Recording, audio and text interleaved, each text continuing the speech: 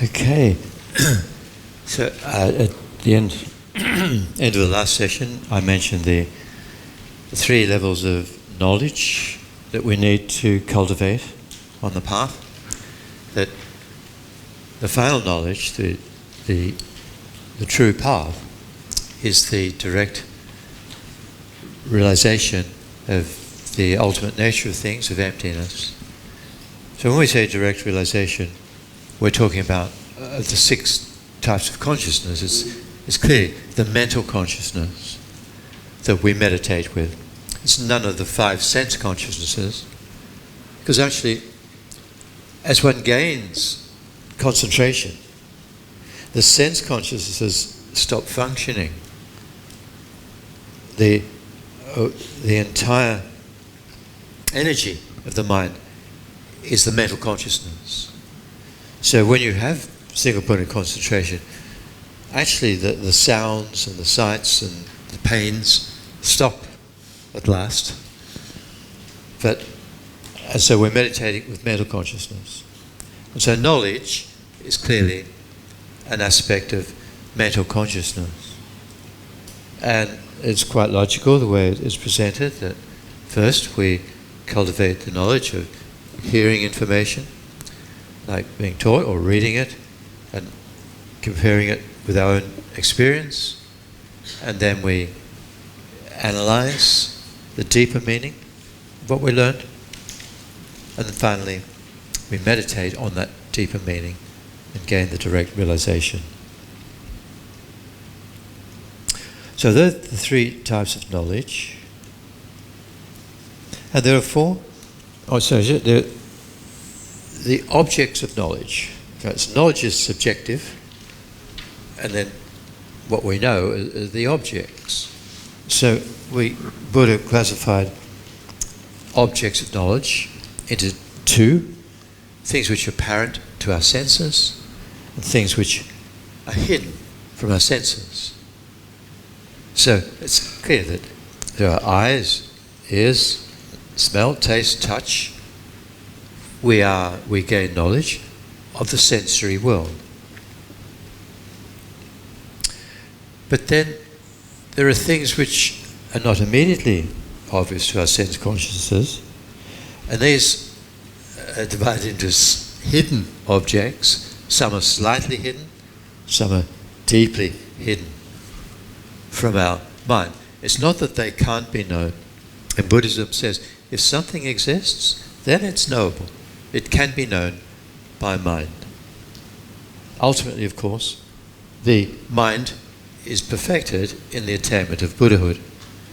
So the Dharmakaya wisdom mind of a Buddha is said to be omniscient. It knows whatever there is to be known. So slightly hidden things are things like subtle impermanence, the subtle moment by moment change, which we've already talked about in the classification of phenomena, that there are changeable things, subject to subtle impermanence, and non-changing things, like space, emptiness, and so on. So gross change, like the burning down of a house or, death, that's not the subtle impermanence. The subtle is this moment by moment change. So that can only be realized through mental consciousness, through the power of meditation.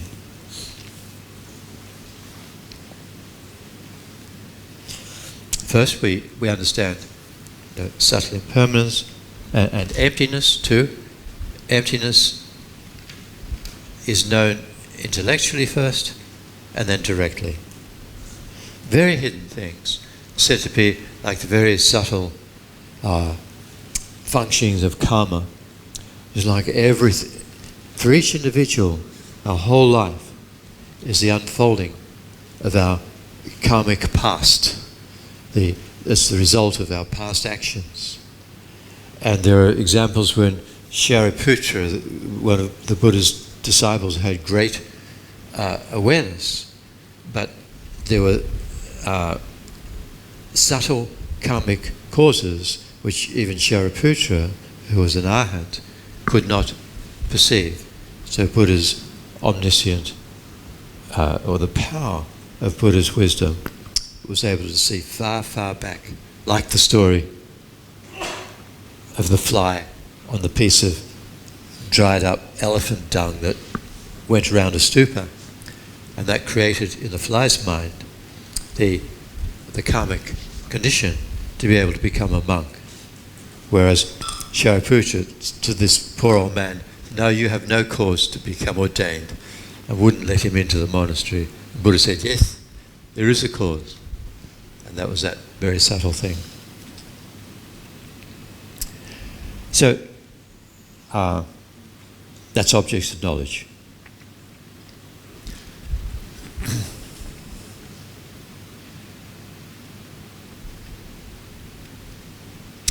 So, did you receive the second lot of notes about the main minds and mental factors? Did you have that? It came out?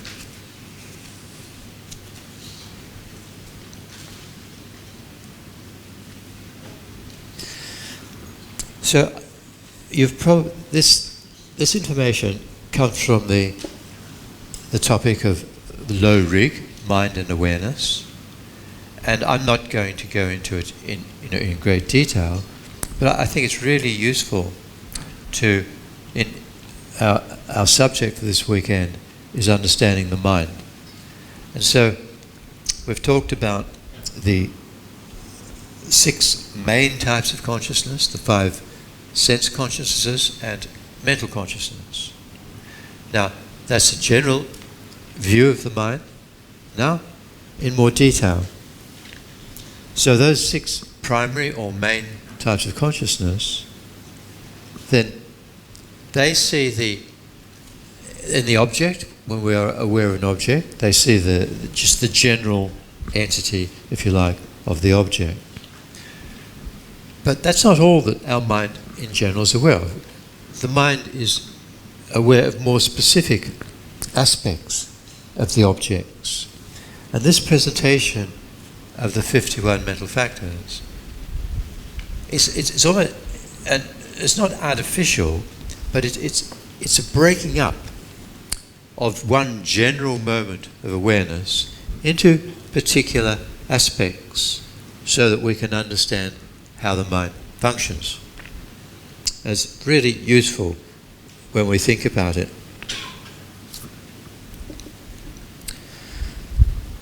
So it's not that the mental factors are a different type of thing from the main consciousness. They're aspects of the main consciousness. They have the same object, and they occur at the same time, and they're of the same nature as the main mind, but they can be distinguished.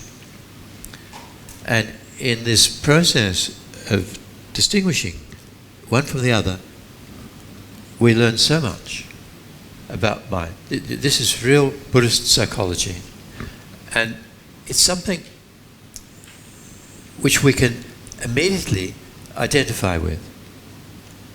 In the history of psychology, there are many structures of mind which introduce new terms and new concepts and really hard to follow.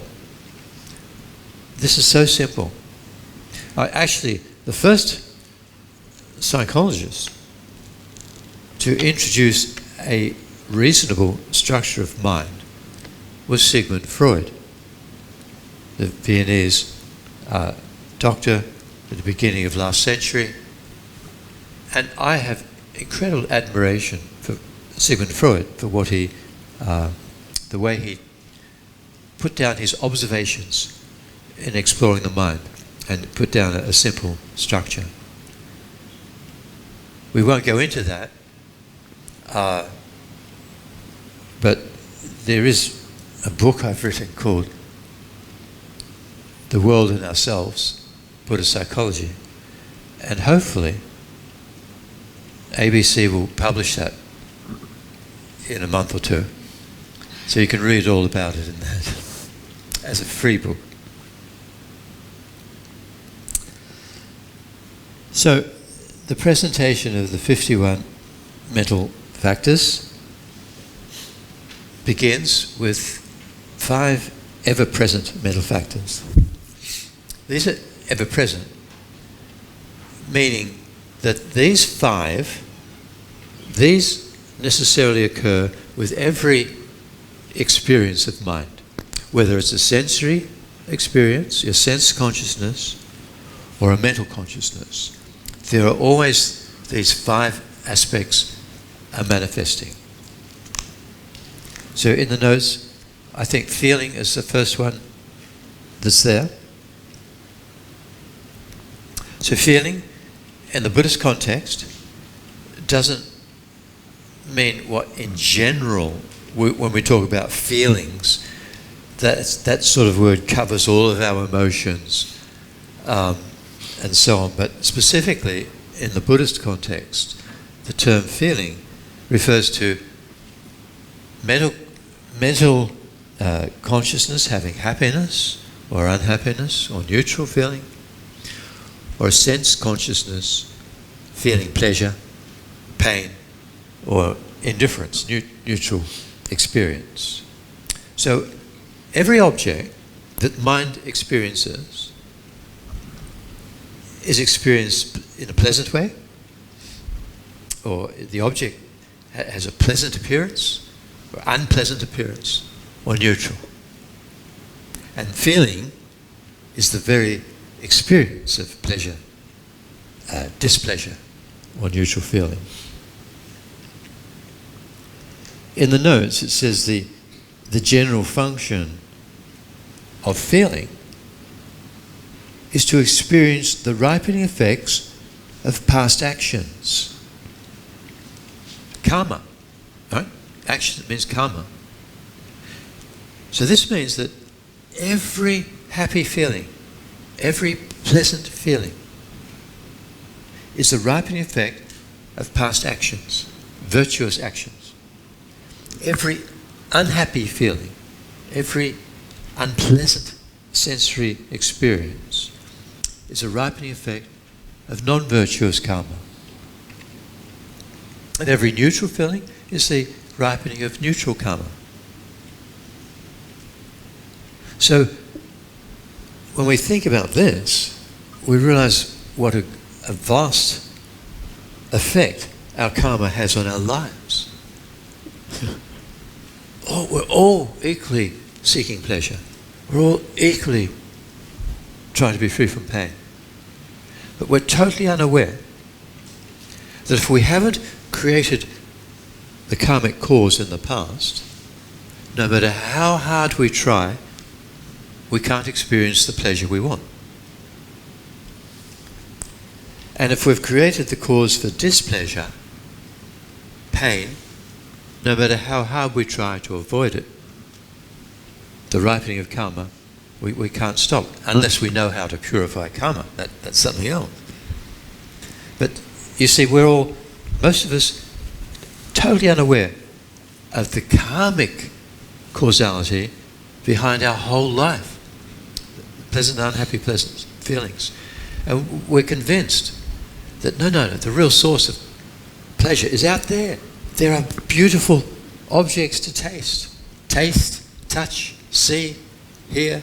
We pay lots of money to go to the music concert and the art galleries and so on, and buy expensive, nice-looking clothes, etc. There's the pleasure in the shop. All I have to do is get the money and I can buy pleasure. But if you've got the money, if you don't have the karma, you can't get what you want.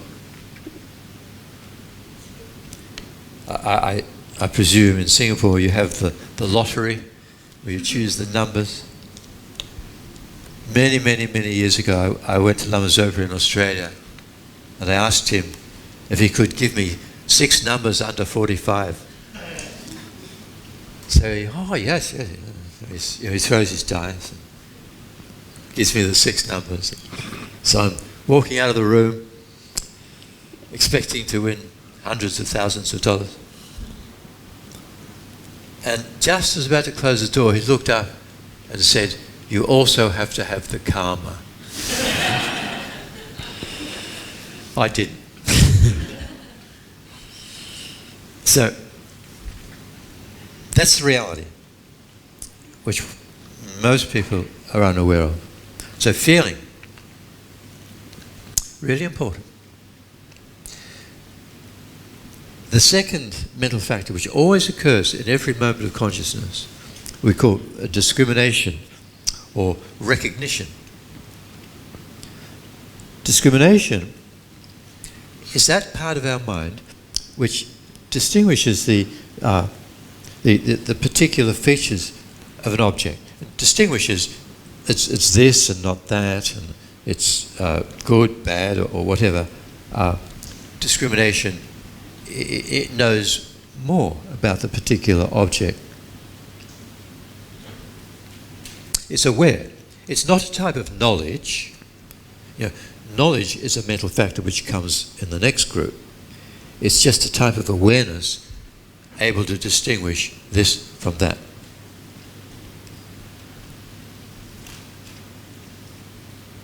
Now, actually, when in your past teachings, you've all heard of the 5 aggregates, right? The 5 collections, the human body and mind. Buddha described them in 5 groups. The first is the body itself, the form aggregate. Then there's a feeling aggregate, and that's this mental factor of feeling. Then there's the discrimination aggregate or recognition aggregate. That's this one. Then there's the aggregate of volitions, which is all the rest. All the remaining mental factors, virtuous and non-virtuous, plus those objects that I talked about yesterday, which are neither mind nor form. They're all included in the 4th aggregate of discriminations. And the 5th aggregate is the consciousness aggregate. So that's the 6 main types of consciousness. So the 5 aggregates is this is a more expanded presentation of the 5 aggregates. Now, why did Buddha select feelings and discriminations as separate, like aggregates in their own right? It's explained in the Abhidhamma. The Buddha presented the aggregate of feelings, happiness, unhappiness, etc. It's very important, because feelings are the basis of dispute amongst most people. Right?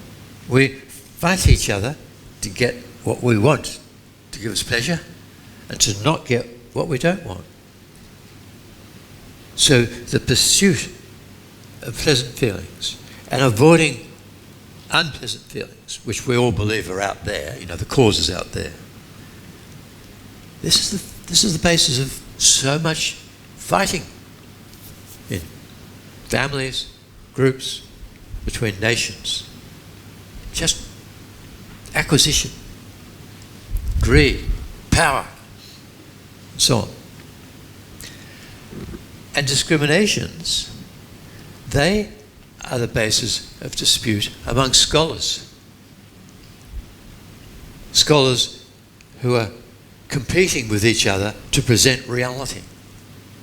There's so much in our history of fighting between, from a political standpoint, a philosophical standpoint, or a scientific standpoint, or a religious standpoint. People say, my way is best. And there's so much dispute among scholars. So that's why Buddha chose these 2 mental factors, feelings and discriminations, as separate aggregates. They're all part of mind, but these are important ones because of what they do in society. The third one is, that's even more important. The third is the mental factor of intention. Now, intention is, as it implies, the intention is like interest or an impulse in the mind which leads the general mind to engage with a particular object. There is a movement in our mind which connects the mind through the body, right, with particular objects. Now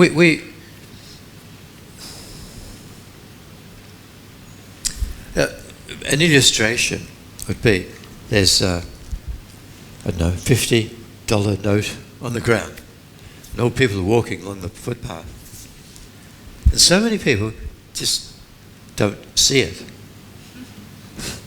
But then somebody comes along and their mind is attracted, they see it. That's karma. And that happened to me when I was about 5 years old, and I was going to school in Sydney, in Australia, and I had to catch the tram to the school. So our family lived in a flat, an apartment in Bondi. So I walked. There'd been a lot of rain overnight. I can remember so distinctly. I walked to the tram stop, a lot of people there, and in the gutter there was a £1 note.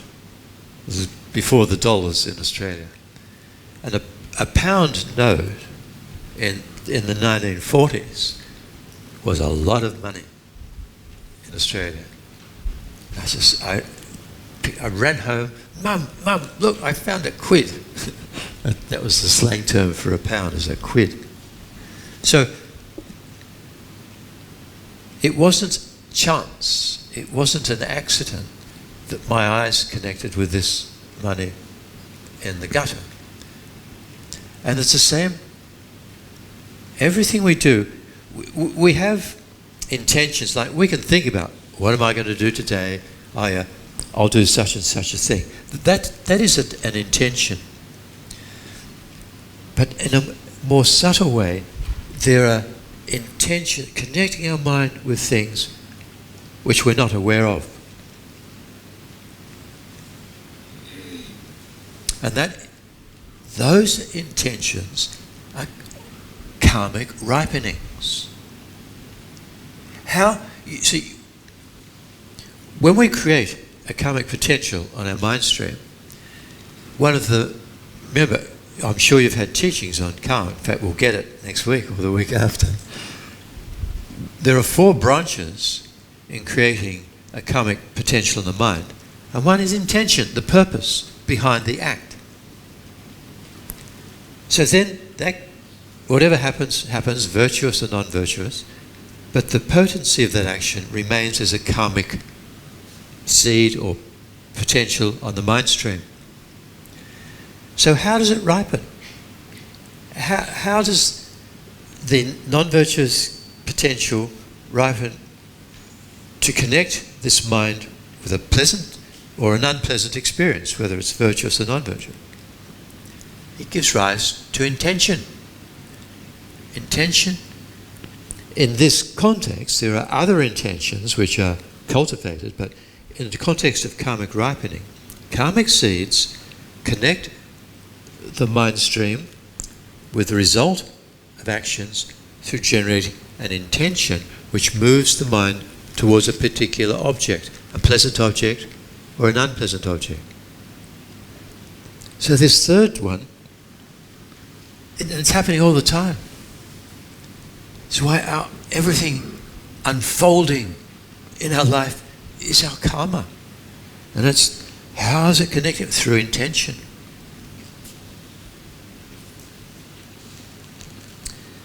Then contact is the fourth of these ever-present. So clearly, when the intention arises, there's contact with the mind, with the visual object, auditory, smell, taste, touch, or a thought, even an object of thought. So that contact refers to the initial experience of the object. So contact precedes feeling. They don't occur in the order that they're given here. First, actually, there's intention. Then there's contact. Then there's feeling. Then the fifth one is mental, literally mental engagement or attention. So, following upon the initial intention, which connected us to the object in general, then engagement means that the mind focuses upon or engages on specific details of the object.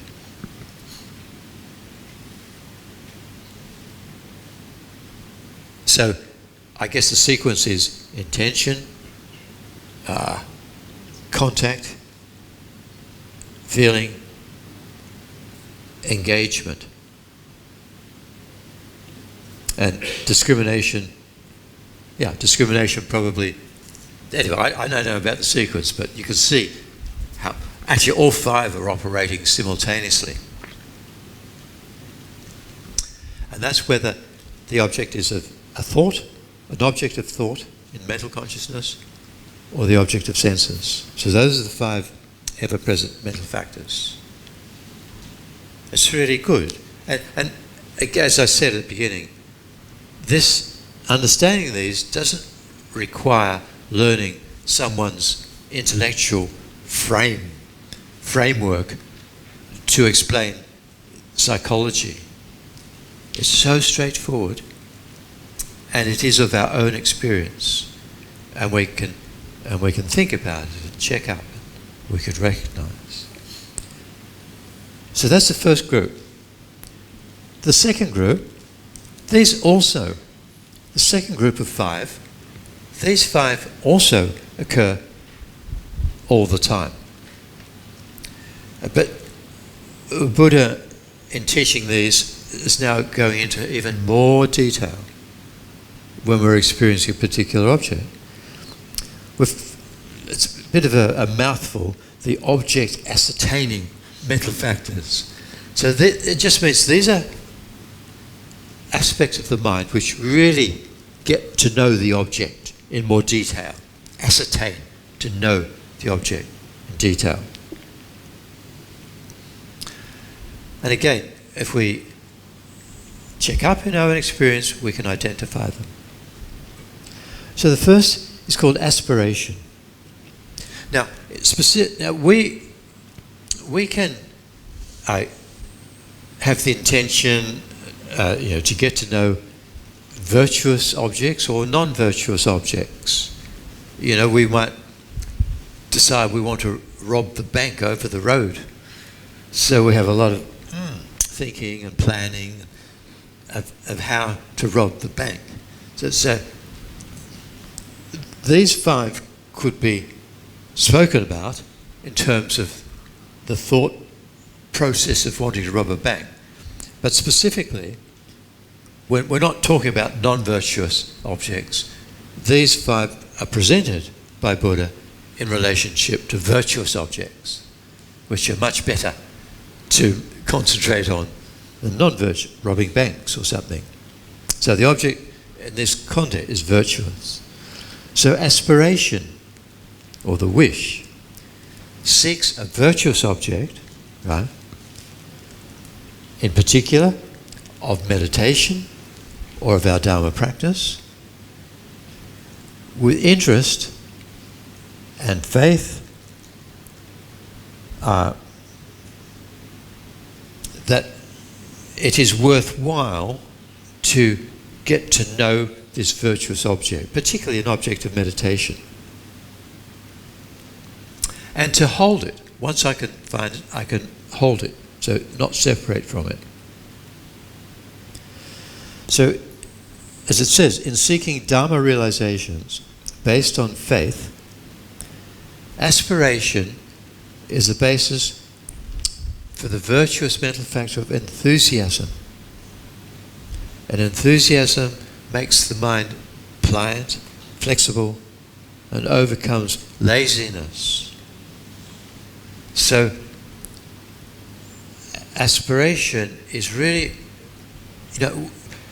we all are told by our lamas that it's good to meditate every day. And sometimes we might wake up and think, I have to meditate.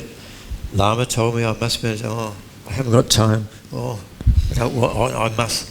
So really, we sit down, but our aspiration is for the end of the meditation session. It's not to meditate on the breath or to think about impermanence or emptiness or to generate the mind in virtue. We don't have time to generate the mind. We've got to get to work. Right? That's no good. It's a type of aspiration, but in a way it's not virtuous. Virtuous aspiration is think, yes, meditation is so important. And to generate the mind in virtue, this is the best way to prepare for the day. And so we sit down with joy and with eager anticipation to free our mind from selfishness, to think about the kindness of others, and to generate heartwarming love as being my meditative object for the whole day. So that is the aspiration. That is the virtuous aspiration. If we don't do that, even if we sit without moving, we're not meditating. In fact, we're creating negative karma. Our mind is off somewhere else. So important before we engage in virtue to really check up our aspiration. And as it says, it comes from faith, confidence in the three jewels, Buddha, Dharma, Sangha. Yes, Buddha, Dharma, Sangha are more important than what's on the front page of the newspaper or on the news, on the television or whatever. These are valid and these are worthwhile. So that's aspiration, this real virtuous, and you can see how the intention, this is a new intention, right? This is a virtuous intention that we cultivate. So it creates a new karma. It will create a virtuous karma. There can be karmic influence also in us deciding I'm going to really meditate properly today. But this virtuous state of mind has been generated in dependence upon our teacher, who introduced us to the three jewels. So you can see how it's more complicated, but there is a pattern. There is a clear pattern to identify, and this gives us the instruction of how we can put the Buddha's instructions, our teacher's instructions, into practice. So that's the first of these 5 object ascertaining mental factors, aspiration. The second is conviction, or strong belief, or interest. So this strong belief, this conviction, stabilizes our mind focused upon the virtuous object, right? So it's stable. We decided to meditate on watching the breath, to keep the mind still and quiet.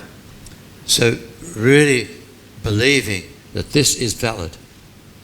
Strong interest, the mental factor of conviction is that stabilized awareness, say, for example, watching our breath. So as the notes say, it stabilizes the mind focused on the aspired object and prevents the mind from being distracted. If we lack conviction, the initial effort of aspiration fades away and we're supposed to be watching our breath, but we're daydreaming. We go off into a fantasy, usually thinking about some object of pleasure. All right? So every time we sit down to meditate, if we're conscious, aspiration, yep, that gets me on the seat. Conviction holds the object. And that clearly leads to the third mental factor in this group, mindfulness. So, as I said, based upon conviction. So, as a result of conviction, mindfulness holds the object. It doesn't forget. That's the main thing about mindfulness. It's not forgetting the breath.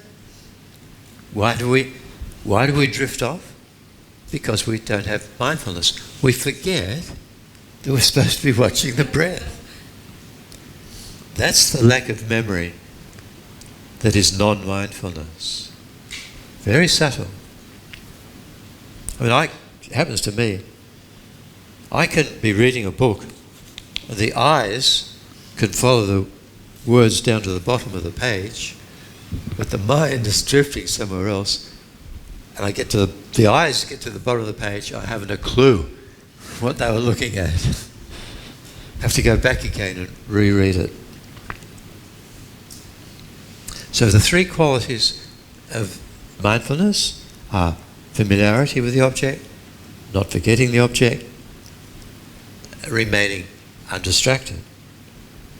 So these three set the mind in meditation. And what's the fourth? Concentration.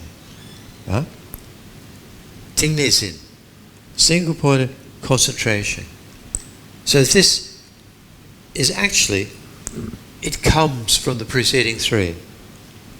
It comes from conviction, aspiration, conviction, and mindfulness. So in a way, you could say concentration is perfect mindfulness. The mind is focused on the object with less and less and less effort required to hold the object.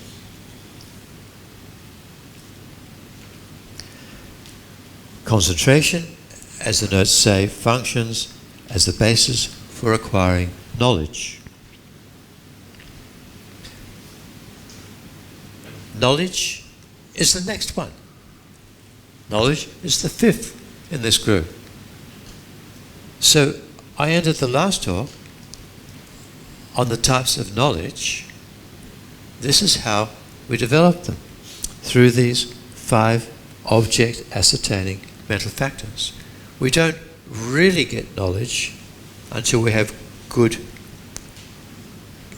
mindfulness, good concentration, and then we know the subject. Everybody who's studied for exams and so on, you have to go through this sequence. You've got to make your mind clear, and then you really know the object. It's not going to happen, boom, instantaneously. And this is the method for study, whether we're talking about learning a subject at university or learning Dhamma. So there's the different types of knowledge. The knowledge of listening, analysis, and meditation that we talked about. All right? So you can see those second 5. So good to be aware of them. And they're not esoteric, strange words or strange concepts. They're so straightforward. This is the beauty of Buddhist psychology. It is not theoretical, it is totally practical. Then the next group is the 11 virtuous mental factors. The meaning of virtue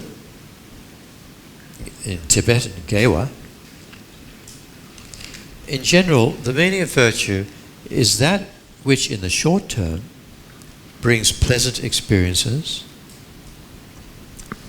and brings a desirable, or is a desirable, karmic result. And in the long term, ultimately, virtue is that quality of mind which protects one from suffering by bringing us to liberation and enlightenment. Non-virtue is the opposite. Non-virtue is mental attitudes that bring about that are unpleasant in their own nature, and they ripen karma for unpleasant experiences. And neutral karma are actions which Buddha didn't classify as virtuous or non-virtuous, just neutral. So there's karma which is neither virtuous nor non-virtuous, still karma. This is an important point. We all have a great accumulation, a vast accumulation of virtuous karmic potentials and non-virtuous karmic potentials. Now, and they're ripening throughout our life. Each moment of the day, they're ripening for the experience of pleasant or unpleasant experiences. Now, an important distinction is made here, that if the mind in general is virtuous, one of these or several of these 11 virtuous mental factors is manifesting, that becomes the soil or the cause for the ripening of past virtuous karmic potentials. In other words, if the mind is non-virtuous, if one of the non-virtuous mental factors is manifesting, a virtuous karmic potential cannot ripen. Virtuous karmic potentials can only ripen in a mind that is in general virtuous. And similarly, non-virtuous karmic potentials can only ripen in a mind that in general is non-virtuous. They cannot ripen in a mind that is virtuous. It's so important, because in learning what is a virtuous mental factor and a non-virtuous mental factor, if we train ourselves to maintain a virtuous attitude, and if we have the virtuous karma to get what we want, this is the method. And even if we have non-virtuous karma to experience what we don't want, if we can hold the mind in virtue, that non-virtuous karma cannot ripen. This is the point where we can really take control of our lives by consciously maintaining our minds in virtue and consciously abandoning non-virtue the moment it arises. The moment it's easy to abandon agitating things like anger, greed, jealousy. We can see that they are awful to experience. We don't feel good. But it's not so easy to abandon longing, desire, attachment, pride. These are more subtle. And in our society, we encourage longing, desire. Yeah, we think, what will I buy for New Year present for my friends? Oh, something that they're attached to. Yeah. And what do I want? Something I'm attached to. Are we really helping each other by feeding each other's desires? Actually, no. But it's culturally, yes, of course. Well, it's good to have the wish to make others happy. But real happiness comes internally, and the material objects are just conditions. So we have to be skillful. Once we make people's minds happy, then we say, now let's all go down to ABC and meditate. Right? Yeah. mentioning that the mind needs to be virtuous in order to experience the brightening karma of good karma, right? So then, how is it that people who are so-called bad people, and so then their minds are therefore not virtuous, experience good things? So the question is, if the mind has to be virtuous for good things to happen, to ripen, how is it that bad people, good things happen to them? Nobody, ordinary people, nobody's totally good, nobody's totally bad. Our minds fluctuate from virtue to non-virtue to neutral so rapidly. So rapidly. You know, we can be quite peaceful and virtuous, and then we just hear the name of a person we don't like, and we get angry. Oh, don't talk about that person, you know, just like that. Our virtue is very fragile. You know, desire, the object of desire appears. Out it comes. So, and the same, nobody's totally bad. We're human beings. As I said this morning, to be born human, this is the result. We died in our previous life, we died with such a virtuous mind.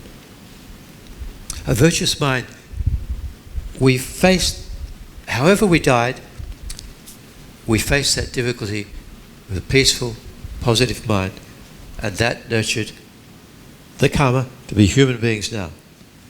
This is definite. It's not chance that we're humans. Which means that we were born from virtue.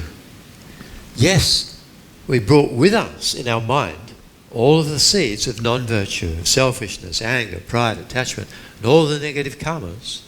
But our life, because we're human, is proof that our life began in a virtuous state. So even then, as we're growing up, we're subjected to all sorts of environmental different things, misleading friends, good friends, and we get pulled this way and that, virtue, non-virtue, mostly non-virtue. Even those, you know, it's through ignorance. They feel that by feeding our desires, giving us great New Year presents, we'll be really happy. But there's not enough knowledge in that affection to make others happy. It's not skillful method. Okay. So when good things happen to apparently bad people, their mind was in virtue when that good happened.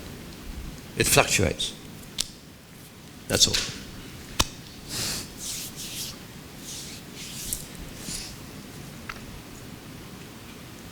All right, so the 11 virtuous mental factors.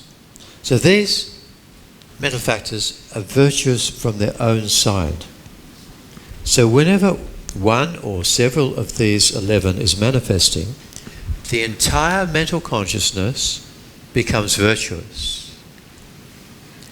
So if we go back to the ever-present mental factors, feeling, discrimination, intention, contact and mental engagement, these are neutral. From their own side, they're neither virtuous nor non-virtuous. But when a virtuous, one of these 11 virtuous mental factors is manifesting, all 5 are virtuous. Because they are made virtuous in dependence upon the natural virtue of faith, these 11. Or, if the mind is anger or attachment and is non-virtuous, then those 5 are made non-virtuous by the non-manifest anger or desire or pride in our mind. So the mental consciousness at any one moment of time is either totally virtuous, totally non-virtuous, or totally neutral. At any one time, there's not a mixture of manifest virtue and non-virtue, or neutral. Is that clear? We do fluctuate moment by moment. A virtuous mind can quickly become non-virtuous. Non-virtuous can become virtuous. But at any one moment in time, the mind is as if one colour or one taste. Okay. In general, when the mind is in virtue, it's said to feel smooth, smooth, pleasant, harmonious. Whereas when an affliction is manifest, the mind is agitated, rough, unpleasant. Subjectively, the mind is like that. So the fundamental virtuous mental factor is faith. So the meaning of faith is the mental attitude which appreciates and admires virtuous qualities, love, compassion, generosity, patience, and so on, and admires beings who possess those virtuous qualities.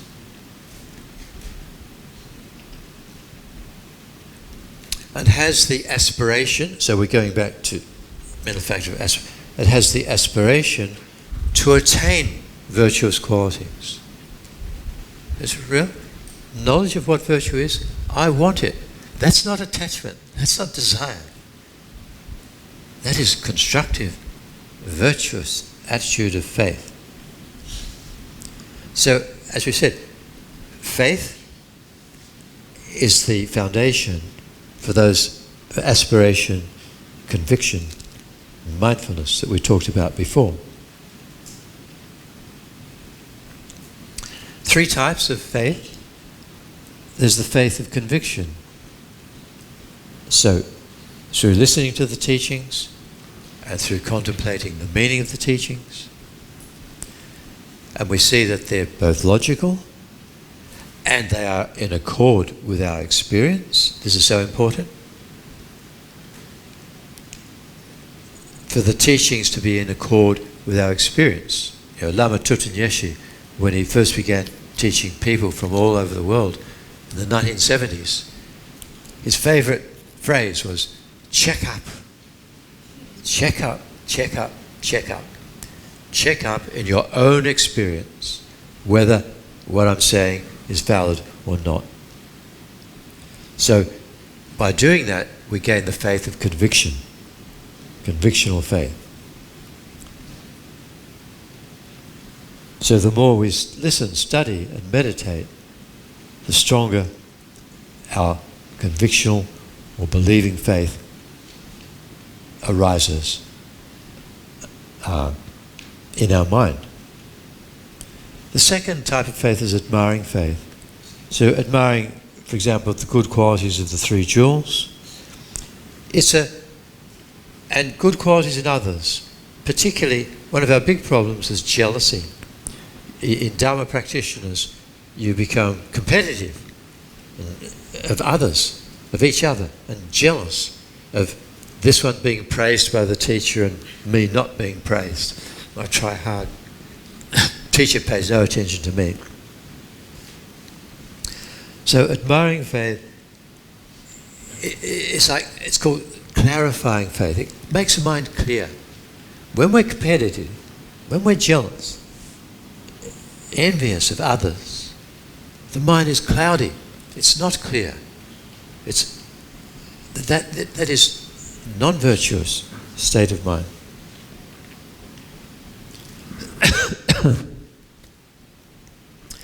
Aspirational faith is where we contemplate the objects of faith and the levels of the path, renunciation, bodhicitta, wisdom, realizing emptiness. And we see they can be attained. I really want to achieve renunciation, bodhicitta, and wisdom realizing emptiness. So that's the aspiration of I can do it. So many don't have this aspirational faith. Oh, the lamas, the bodhisattvas, they are such great beings. They can do, I can't do that. I'm just ordinary me. That's wrong view. We all have the Buddha potential. The potential to become enlightened. And aspirational faith is that which sets us on the path. Aspirational faith sets us on the path to meditate, gain mindfulness, and achieve those goals. So we need that at the beginning. We should not put ourselves down. We should not think, I am not capable of doing that. That's wrong. We are capable.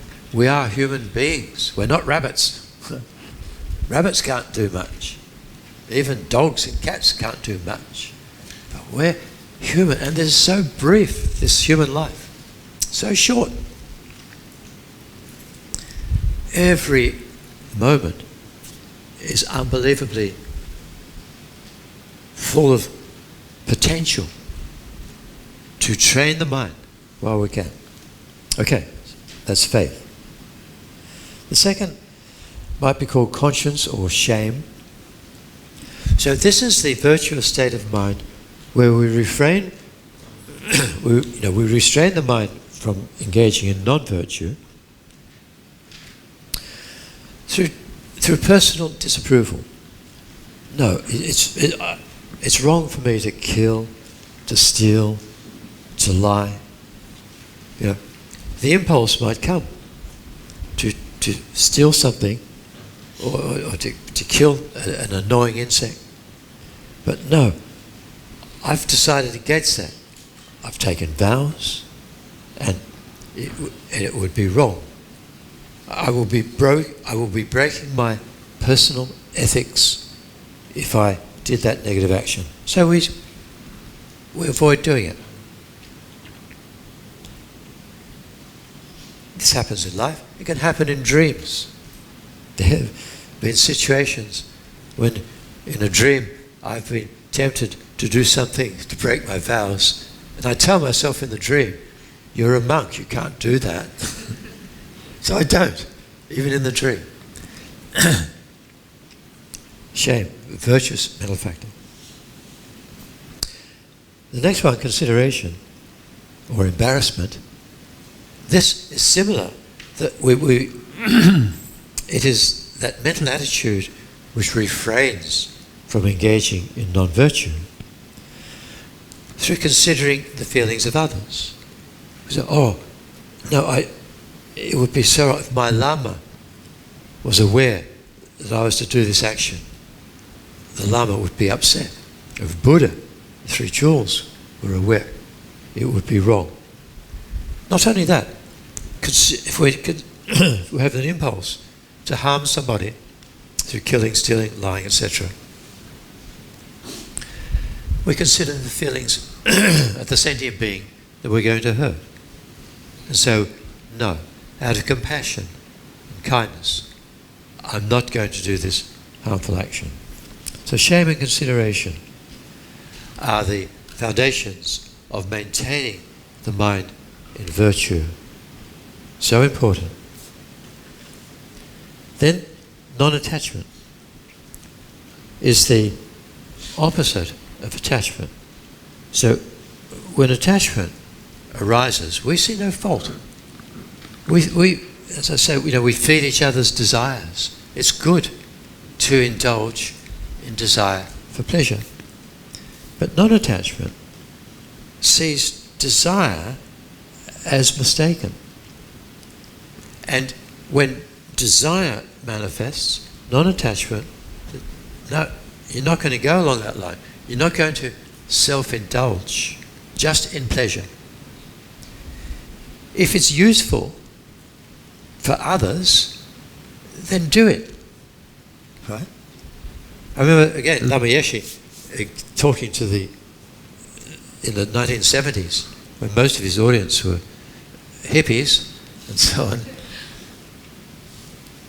Lama Yeshe, he would say, if you go to a party, and you dress up, you put on makeup and beautiful clothes, just out of the desire to be admired, to be the centre of attention, to be praised, that is wrong. But a beautiful appearance pleases other people's minds. So if you go to a party and you wear the best clothes, put on makeup, do your hair to look attractive, to please other people's minds, do it. Right? The difference is whether I'm doing it for me or for others. And they even say, oh, you hippies, you think renunciation is eating dal bhat, rice and vegetables, and dal at the street side restaurants in Kathmandu, and that's renunciation. But that's not renunciation. That is pride and arrogance. You think, here am I, I'm the great Buddhist practitioner, I'm eating very simple food, look at me. That's not renunciation. So again, you can go to the best restaurant, enjoy the best food, with a purpose of making others happy. So, understanding these, we can understand. We don't have to be afraid of pleasure. What we have to be, pleasure is not a problem. Pleasure is the ripening of virtuous karma. Attachment is the problem. Craving pleasure, self-centeredness. Look at me. That's the problem.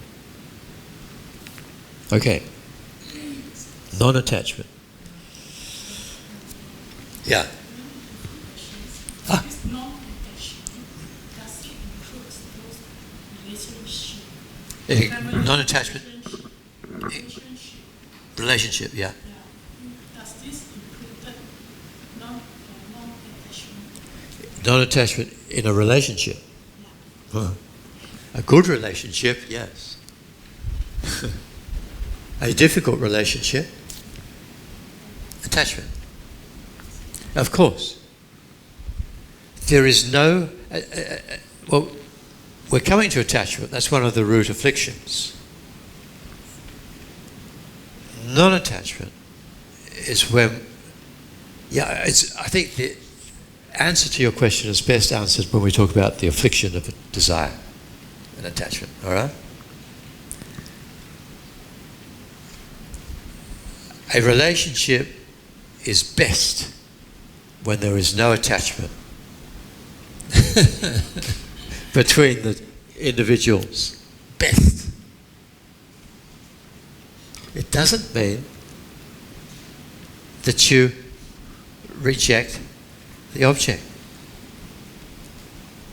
Like we've been saying, that the important thing is what we can do to make others happy. So if others are attached to us, well, that's their problem. But we don't just reject them because, I'm the object of your attachment, I must be hurting you, go away. That will cause them to commit suicide. We have to be very skillful. So in our practice of virtue, we have to combine wisdom with love and compassion. And we'll come around to that. Non-anger. So non-anger, again, is that state of mind which recognizes the faults of anger and deliberately, consciously keeps the mind calm and patient and not becoming angry. So patience is really, non-anger is patience. That's a virtuous mental quality. And the examples are, training the mind in non-anger is to not blame others when they blame us. So often, if we, if we just Even kindly, we say to somebody, look, you made a mistake.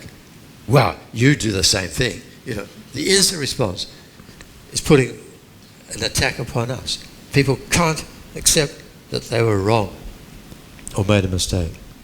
So when people point out our faults, whether they were real or not real, still we don't instantly attack them by putting the thing back upon them. If others strike us, we don't strike back. Restrain that. If others are angry at us, we don't get angry in response. It only makes it worse. Anger has no place. If others criticize us, we don't criticize them in return. Non-anger, keeping the mind calm. Non-confusion. So non-confusion is a state of clarity of mind where we can distinguish between virtuous and non-virtuous behavior. So this can be innate. This can come from past lives, this virtuous quality. There are some babies who just don't do bad. Some babies, little children, they're not taught, but they're so compassionate to insects and animals, and they would never harm an animal or insect. They haven't been taught this by their parents. It's innate. It came from past lives. There are other little kids who take pleasure in squashing insects and hurting animals. So they don't have this innate virtue. So this non-confusion is said to be a lucid quality of the mind. It's not the mental factor of knowledge, not yet. But it is a quality of mind which is related to enthusiasm for virtue and a clear mind of concentration.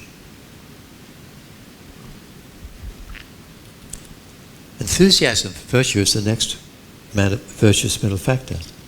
So this is a state of delight in virtue, and this is the opponent to laziness.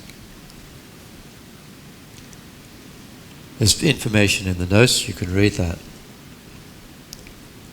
The eighth is pliancy or suppleness. So actually, this is really only manifest in meditation.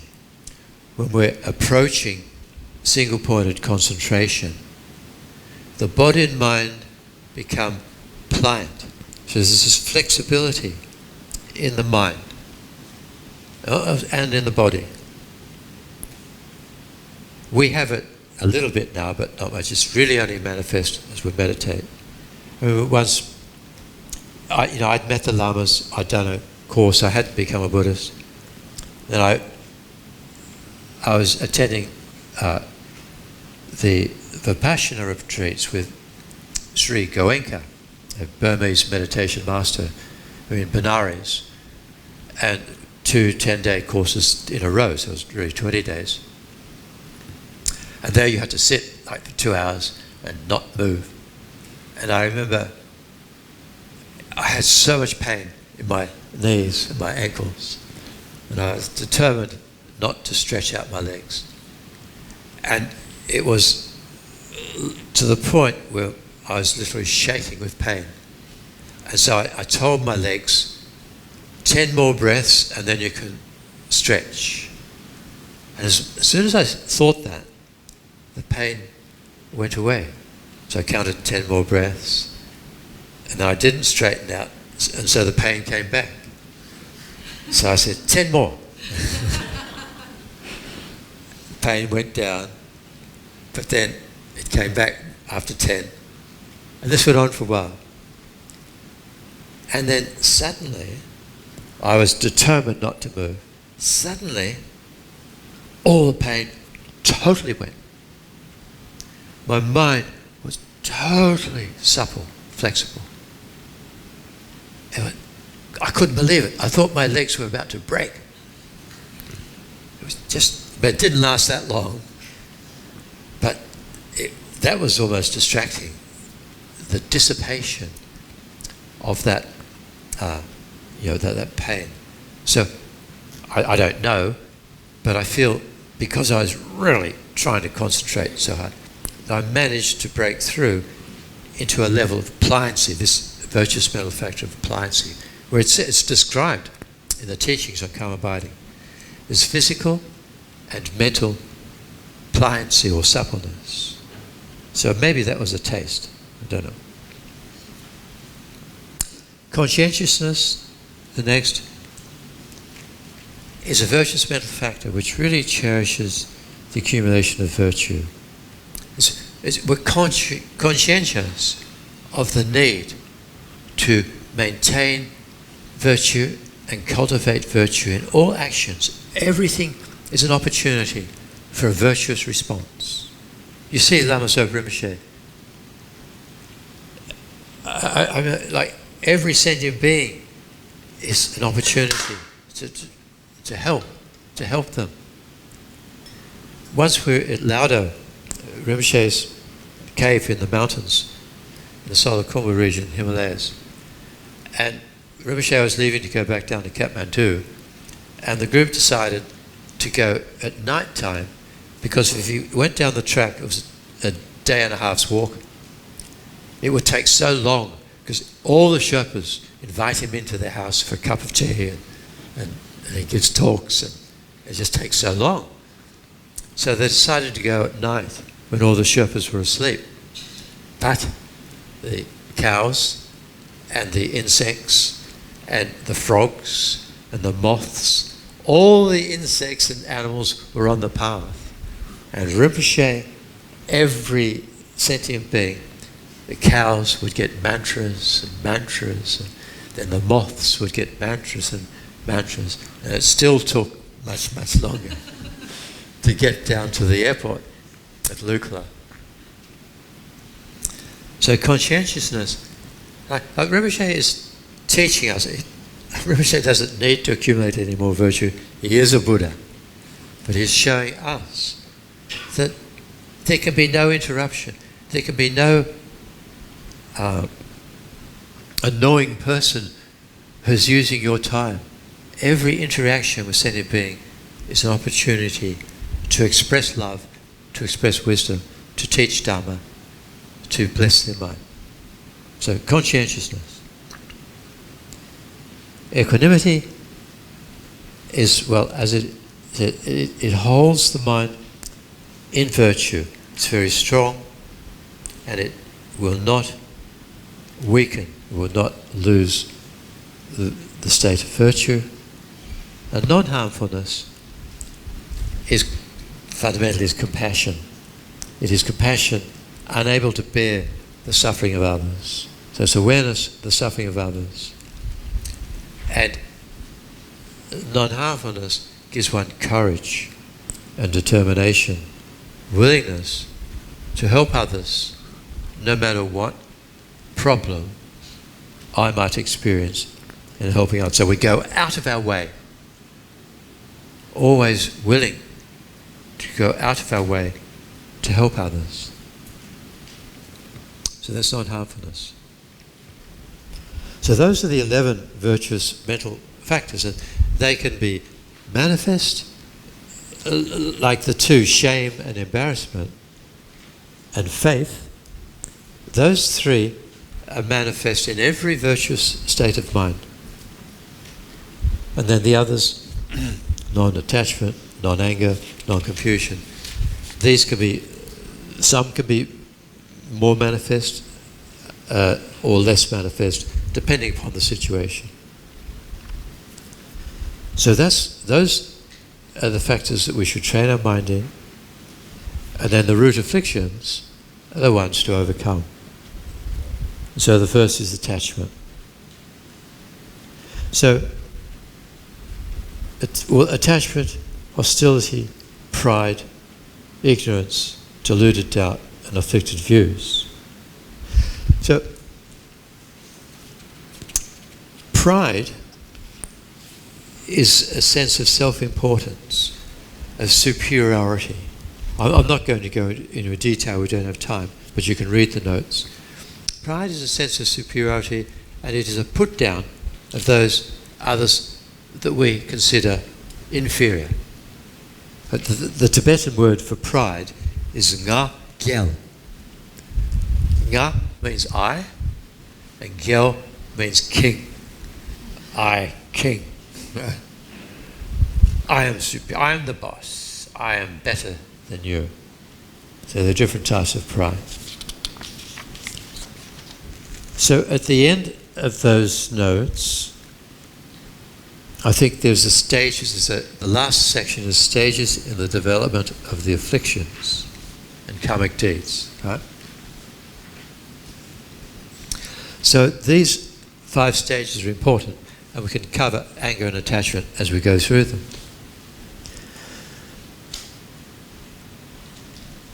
So first of all, everything that appears to our mind, for us ordinary beings, everything appears to exist in a mistaken way, in a way that it doesn't exist.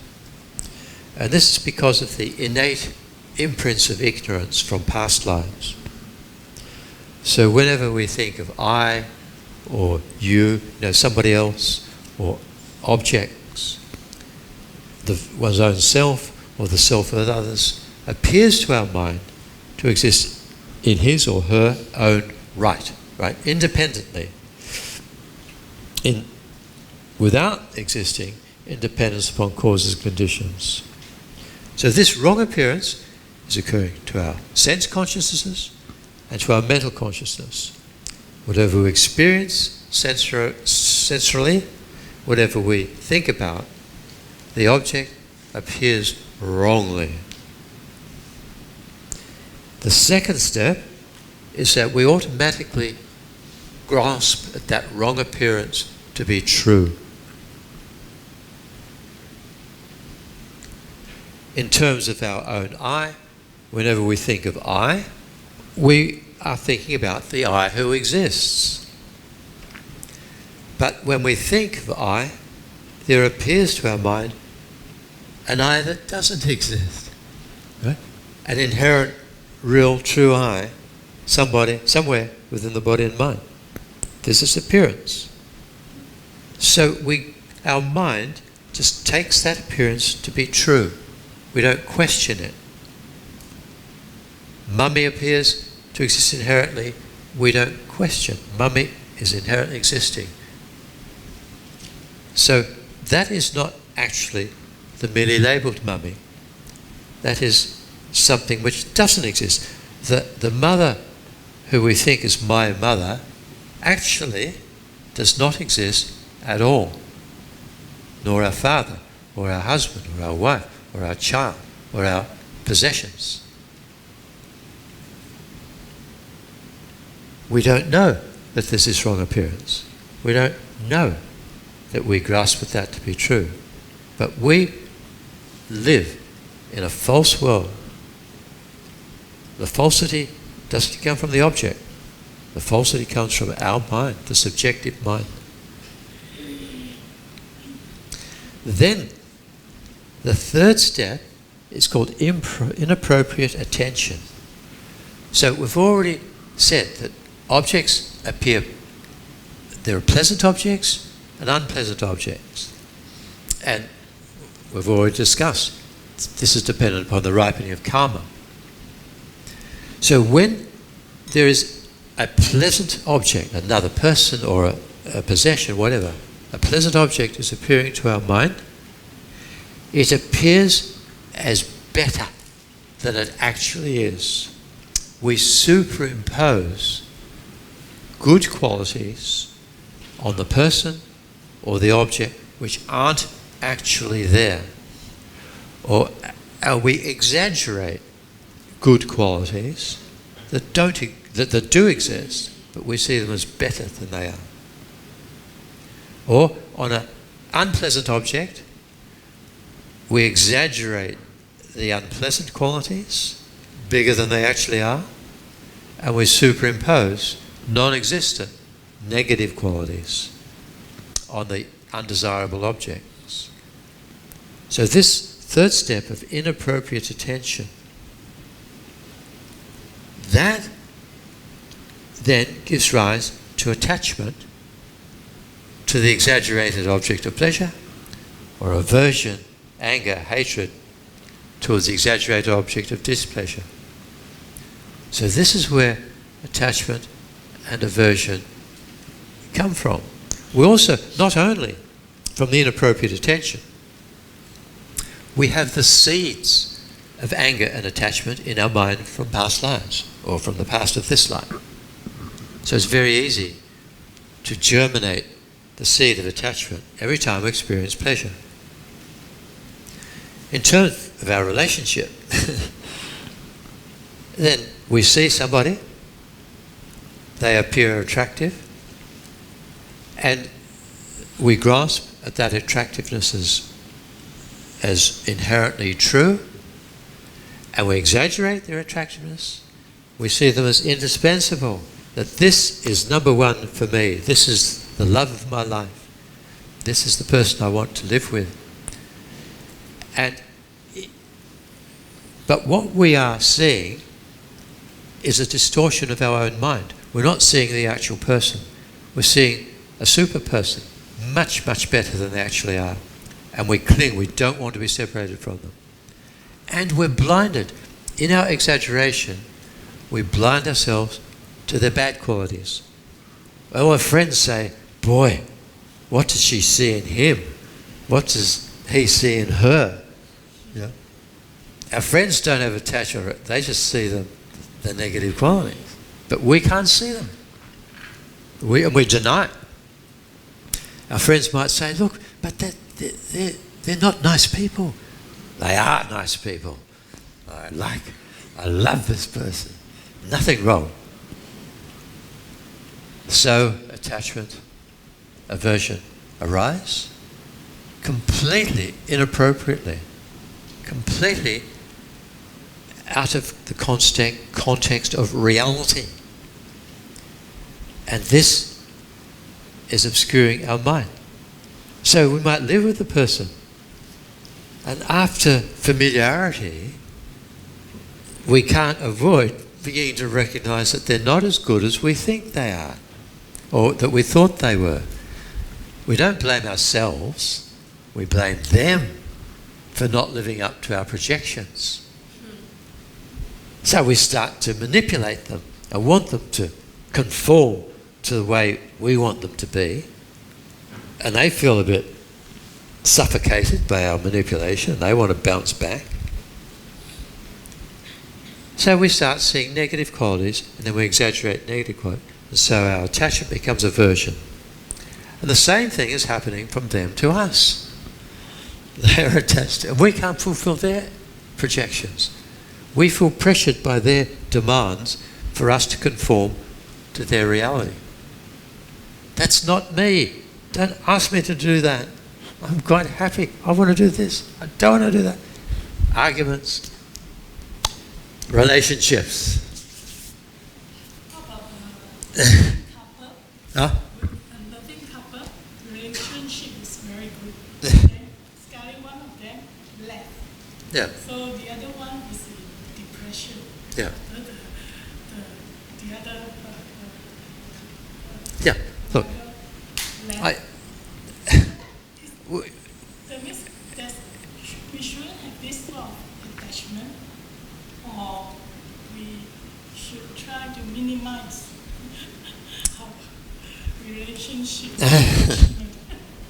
we have to see reality.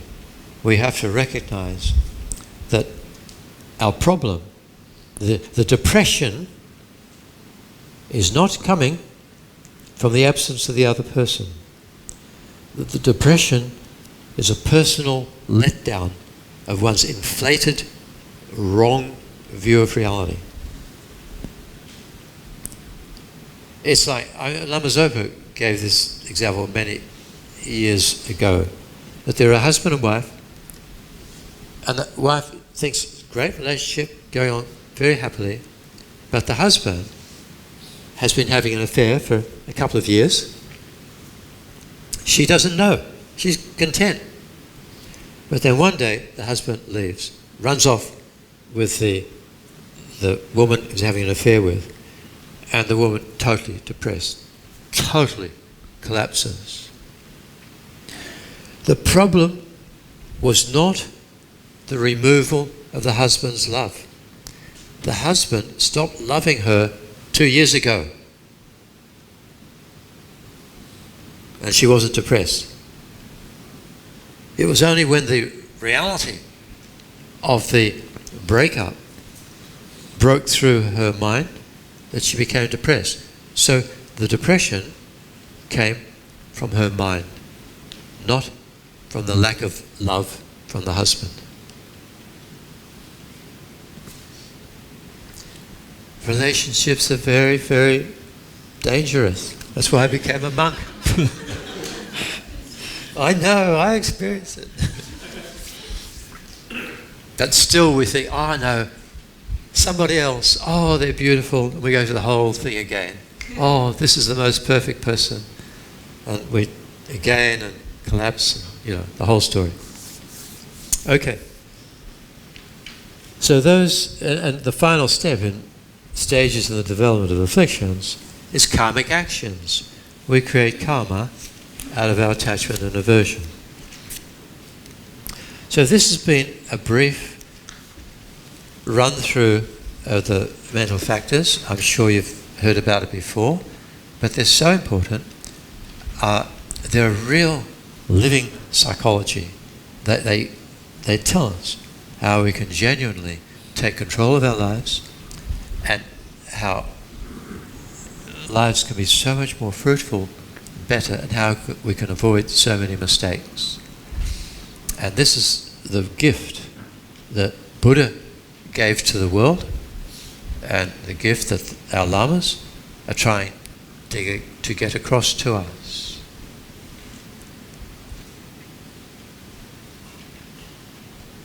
And just before we get there, we have to take responsibility to look after our own mind. And that way we look after our husband, our wife, our children, our friends, society. That is the way to improve society, is to improve our own mind. Okay, I'm just trying to figure out why did you connect nature of mind with cyclic existence in the topic? Were you trying to make us see that, the cosmic cosmology and the realms are states of mind? I'm just trying to make the connection between. I find Buddhist cosmology fascinating, and I'm still trying to grapple with realms. So it's quite endless, the interest. But I'm just trying to understand why you put nature of mind with the realms and the Buddhist cosmology, so that after this weekend I'm like, okay, I see this connection more closely. So in other words, you're asking, what the hell are you talking about? Because I'm just wondering. No, I'm just joking. I understand. Yeah, whether you're telling us that the realms and the cosmology Yep. exist in mental states of concentration, or maybe they are real realms and. I see. Yeah, I'm trying to see this connection with this nature of the mind. Yeah. Everything does come from our mind, from the Milky Way galaxy to our everyday life is coming from the mind. But it does not mean it doesn't exist. In general, somebody's really upset and we say, oh, it's all in their mind, meaning it's not really happening. Buddhism doesn't say that. It is really happening. Unfortunately. But it still is coming from our mind. But it's still happening. But knowing that it's coming from our mind gives us the understanding that we can do something about it. So this is the 51 mental factors. This is what we can do about it. We can cultivate those virtuous mental factors and abandon the non-virtuous ones. Otherwise, because that is the real cause. Everybody, people in the street, everybody is trying to establish peace and happiness in their minds and the minds of their family and friends, but they're failing. We can't make our spouse happy, we can't stop our spouse from suffering, we can't make our children happy, we can't stop them from suffering. It's so difficult. Our parents, it's so difficult. But we can make our own mind peaceful by understanding this, and in that way, it's merely by example, purely by personal example, our family, friends, society will feel peaceful in our presence. And on top of that, if they're open, we can explain the faults of anger, the faults of attachment, faults of pride, jealousy. If they're open, that rider is there.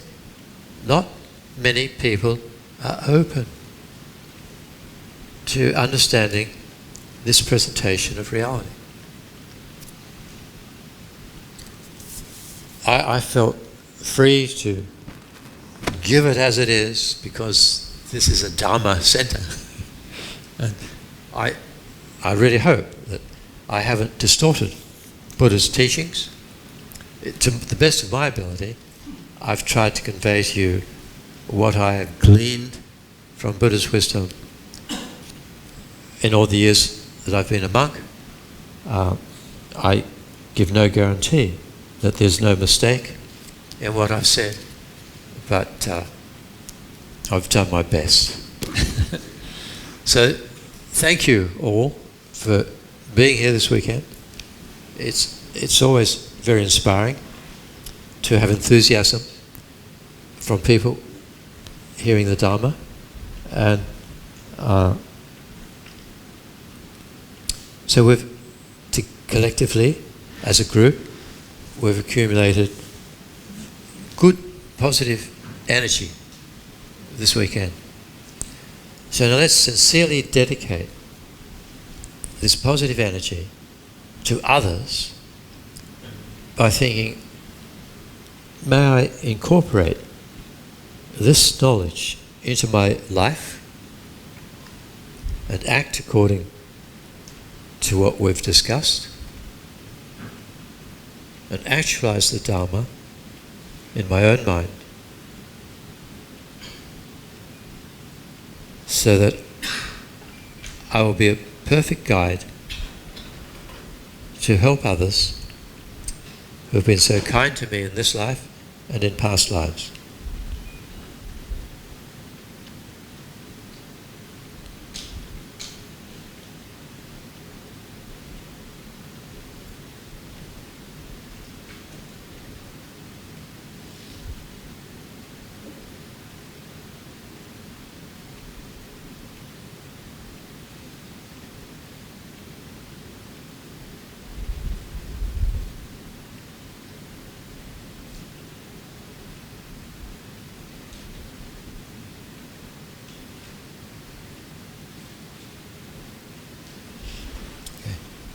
Thank you very much.